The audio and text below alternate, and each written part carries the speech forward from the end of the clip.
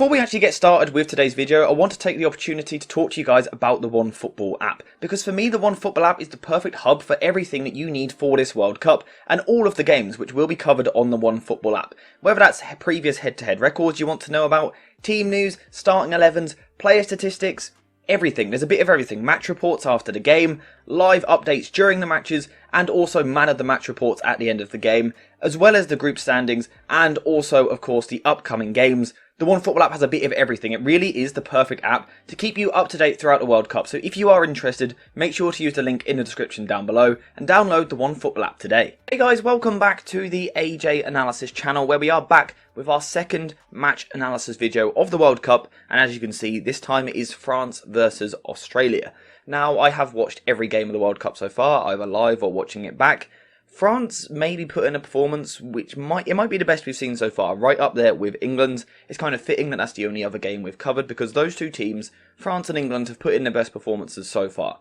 And I want to talk about today what made France look so dangerous, what they were doing from a tactical point of view. And like I said, what made them so dangerous? Obviously, one of the things that made them ridiculously dangerous was this guy on screen here, Kylian Mbappe. But also, I thought the Champs got the tactics pretty spot on, and eventually, actually, not initially spot on, but eventually got the tactics spot on, and France looked really, really good. And in terms of how they set up, it was very much a 4-2-3-1 initially, although at times during the game it kind of changed into a bit of a 4-3-3, and they were quite fluid and fluent with their movement. Players moving into different positions, especially players like Antoine Griezmann, were really given the license to roam about the pitch. Now, in terms of saying he didn't get it right initially, that was because he played Lucas Hernandez at left back. Now, unfortunately, he was forced off with injury about 13 minutes into the game, and the injury looks bad. It looks like it's going to end his tournament and probably his whole season. Really, really sad news for him, but it did mean that Theo Hernandez was able to get onto the pitch. And for me, this is the way that France should have started. It's something I was talking about before the tournament in my tactical preview for France, that Theo Hernandez has to play. Now he will. In unfortunate circumstances, yes, but from a tactical point of view, and kind of being selfish and just looking at the football side of it, this will help France, because Theo Hernandez is an incredible attacking talent.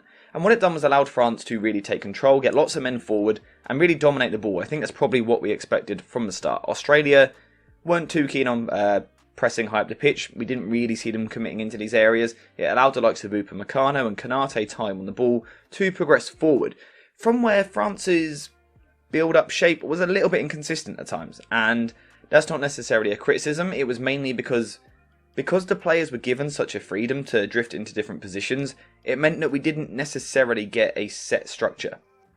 But there were a few ways in which they could build the ball.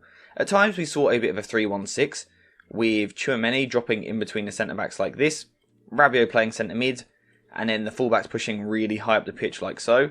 This was something that we saw for spells of the game. This is an attacking shape that we see from quite a lot of teams in the Premier League at the moment, but also around Europe in general. In the Champions League, we do see this shape quite a lot. But actually, more so than that, it was a bit more of a 2-3, kind of a bit of a 2-4 with the fullbacks here. Rabiot kind of being given the license to sometimes drop in and form a 2-4 alongside Tchouaméni in the midfield, but also then other occasions he would push much higher up the pitch. And Rabiot is a player that I've criticised in the past, but I thought he had a really, really good game. He's been good for Juventus this season, and actually had a really good game. Pavard at right back played a slightly reserved role, as we would probably expect. He isn't really a right back that wants to get forward. He can, of course, play centre back as well. So he tended to be slightly more conservative with the way that he played, but it just worked perfectly, because it allowed Ousmane Dembélé to hold the width, something which, again, I'm going to say it again, I'm going to say it a lot at this tournament, when you're trying to break a deep defence down, have the width. Hold the width with your wingers. Ousmane Dembélé done it absolutely brilliantly. On the other side of the pitch, it was slightly different. There were times when Mbappe would hold the width, but there were also times when he would come inside into these areas in the pockets of space, and that was because Theo Hernandez was pushing forward from left back. And the link-up that Theo Hernandez and Mbappe were showing was frightening. I don't actually have the numbers on how many times these two have played together in the past, but wow. If these two can get a connection going during this tournament, this left-hand side alone could be enough to win France the World Cup. because it was absolutely deadly and Australia just didn't have an answer for it. Before we continue with the analysis, I want to talk to you guys about JerseyFIFA.com, the home of all of the greatest football kits. Whether that's the latest home shirts, the latest away shirts, tracksuits, or even retro kits, Jersey FIFA has a bit of everything. There really is something for everyone, so if you are interested, then make sure to use the link in the description down below and head to JerseyFIFA.com. Now, they kept trying to get numbers back, trying to defend kind of the width of their own penalty area like so, getting plenty of players back in behind the ball. They just couldn't deal with the quality that France have in wide areas. Theo Hernandez, Kylian Mbappe and Ousmane Dembele, those three in particular, are just so good on the ball. You can't leave them 1 versus 1. Now typically in a defensive structure, right, if you can get your fullback 1 versus 1 against a winger and match up man for man in midfield, you kind of got a reasonably decent defensive structure, that's okay. But when you play a team like France, and unfortunately for Australia have a slight lack of quality, it really is a problem. Because Ousmane Dembele is a player that constantly draws 2 players onto him. But the problem is, Theo Hernandez is someone that you have to mark tightly on the left hand side. But Kylian Mbappe also requires 2, 3, maybe even 4 defenders to follow him. And this was what really worked well for France, the gravity of their players. If Mbappe gets the ball, loads of Australian defenders immediately rush to them. It's the same for Ousmane Dembele on the right wing, and it's also the same for Theo Hernandez, or it certainly should be. And what it does is it just leaves space and opens gaps for other players. And I thought Rabiot and Griezmann done a really good job in this area. Now, like I said, Mbappe will kind of get headlines for his performance, and rightly so, he was absolutely brilliant. But I think Griezmann deserves a lot of credit as well. Griezmann is another player that in my preview before the tournament I was saying France need him to tick. He can be their creative player in the centre of the pitch. They need him to tick. And he really did. In fact, he ticked to such an extent that he completed 3 long balls, 5 crosses, 6 key passes, and created 4 big chances. They are absolutely ridiculous numbers, and he really was the link point from the midfield of Tchouaméni and Rabiot to the attack of Giroud, Mbappe, Ousmane Dembele. His link play was really brilliant, and the areas that he was doing it from is quite interesting. Now, when we talk about Griezmann, we think of him playing a little bit higher. But at times he was almost dropping into a midfield 3 alongside Tchouaméni and Rabiot.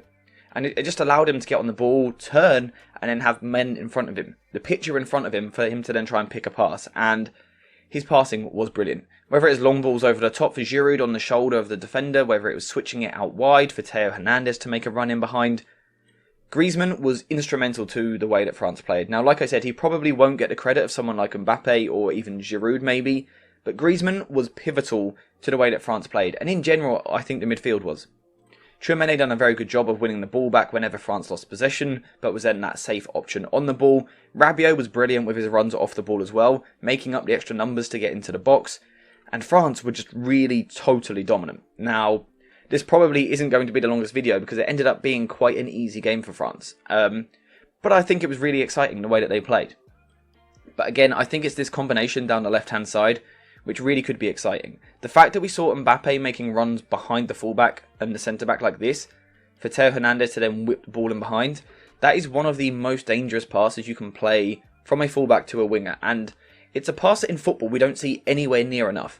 Young wingers really need to be educated on this Mbappe performance, what he was doing with these runs in behind the defence, in behind the fullback, because it is a great way of breaking down a low block, and France done it absolutely brilliantly. So if you're a coach, get your young players watching this Mbappe performance, and that run in behind off the back of the fullback, between the fullback and the centre-back, that run into this channel here, it's just so difficult to deal with, especially when you've got the pace of someone like Kylian Mbappe. And just on Mbappe, because he probably does deserve a special mention, this was a special performance. Now, this could be a really special World Cup for him. The last World Cup was good enough, of course, played a massive part in them winning it.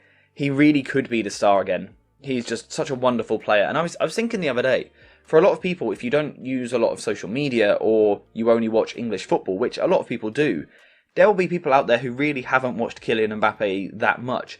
And that is what is so special about the World Cup. We get to see all these different players that not everyone gets to see. Now, yes, all you guys have seen Mbappe plenty of times, I'm sure. But there will be people out there that haven't seen him very many times at all. In fact, I probably know a few. So this can be, again, his chance to really make his name, put his name right up there. He might be the best player on the planet right now. Be really interested to hear your thoughts. What do you think? Obviously, players like Haaland is up there, Messi is still up there. But Mbappe is just so special because he can do everything. He can come into pockets of space here and get the ball into his feet. He can stand a defender up 1 versus 1 and dribble past you. He can shoot from long range. We saw last night that he can score from headers. He can get in behind the defence, of course, with his pace. Absolutely brilliant in the transition. Excellent with the ball in tight areas. From an attacking point of view, he can do pretty much everything. And it's just so deadly. And like I said, it's the gravity that he draws. He constantly draws 2 or 3 defenders around him like this. And then that frees up the space for Rabiot, because this defender can't come out because Giroud's here. It's just brilliant. And it makes Deschamps' life a little bit easier. I said that Deschamps set the team up well. It makes it so much easier when you've got the likes of Mbappe, Griezmann and Ousmane Dembele playing behind Olivier Giroud, because it's just so hard to deal with from a defensive point of view. But Deschamps deserves credit for going with that lineup. There were talks that he might play Rabiot as kind of like a reserve, winger. That wasn't the case. France were very attacking with their lineup, and it certainly paid off. In terms of how far can they go this tournament, well, if they're going to show this form, they can go as far as they want. Because again, in Mbappe and Ousmane Dembele, you have 2 wingers who are so good in 1 versus 1s, but also 1 versus 2s and 1 versus 3s, that they just entirely break defensive systems. You can be set up perfectly from a defensive point of view. You can have a really nice structure, be in a really good position, and someone like Dembele is just going to beat 2 of your defenders, whip a ball into the box, or bend a ball into the far corner, or Mbappe is going to skip past 3 and then slot it into the bottom corner. All of this without even really talking about Giroud up front, who is that excellent box threat, but also provides good link play with some of the other players as well. France look good. France look really good. I know there have been question marks over them coming into this tournament. Were they going to provide? Were they going to show up? They really did in this game. Now, there is just one weakness I quickly want to focus on. Now, the one weakness that I really picked up from a France point of view was on the defensive side of things, which we might expect, and you might think I'm going to talk about the goal, but that's not actually what I want to focus on. However, just quickly on the goal, watch Pavard for that goal. That is one of the worst bits of defending you will see at this tournament. I will be surprised if you see a player read a situation worse than what Pavard did. Genuinely, probably the worst bit of defending I've ever seen at the back post, apart from like watching Sunday League level.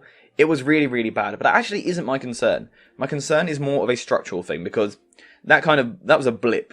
Something that bad won't happen again, so you kind of an anomaly. But what is something that is more likely to keep occurring is how you use your system. And we know that Giroud isn't the most mobile, and that Mbappe does not want to do the defensive work. We know that is the case. He is lazy. As good as he is lazy off the ball. There's no disguising that. So France kind of defend in a 4-4-2 to make up for that, and they leave Mbappe and Giroud as the front 2 ready to transition. But it's the way that they do it which doesn't really work for me. Ousmane Dembele drops in as a right midfielder. Tchouaméni is of course the right central midfielder. But then it's what they do with Rabiot, which is really interesting. Rabiot then moves out to the left mid, and Griezmann drops into a double pivot. And this is now your defensive 4-4-2 structure. Now in terms of in this particular game, that wasn't really exposed. But I just think against better opposition, where, to be fair, they might change approach.